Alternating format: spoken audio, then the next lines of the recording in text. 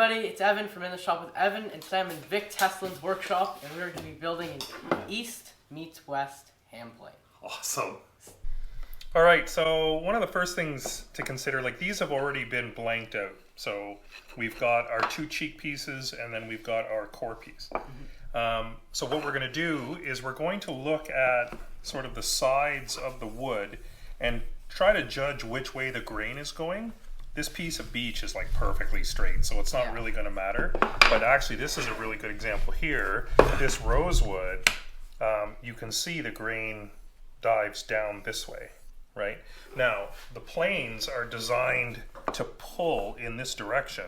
So we don't want that grain going in the direction that we're actually working. What we want is basically, if we were to build it this way, this will be the back of the plane, because now it's going with the grain, not against it, just like hand planing, right?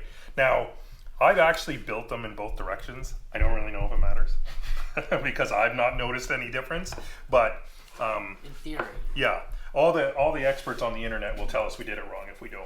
So, we'll make sure that we do that. So in this case here, because we always want to make sure that this came out of one solid piece, all of these did. And so when we glue them back together, we want them to sort of look like they came from one piece. Right, so what we're going to do is we're going to mark the triangle on here so that we keep the orientation together.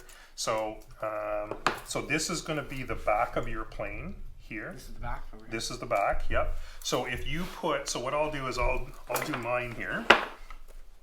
So now I'm just going to line up these pieces, and then I'm just going to create a triangle so that now when these pieces are apart, I know what orientation they have to go in.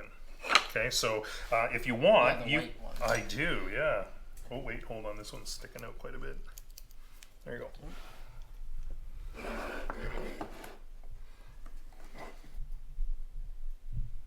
Right, so now we know what directions these planes are going to be going in, and essentially, like if we put this one beside yours, it's going to be, that's the format. Right? So what we're going to do is we have to cut our core piece, and we have to put a 45-degree bed on it, and then we have to do a 45-degree escapement, and this basically allows the shaving to come out. Okay, and we're going to mark that with pencil, and then we're going to cut it on the miter saw.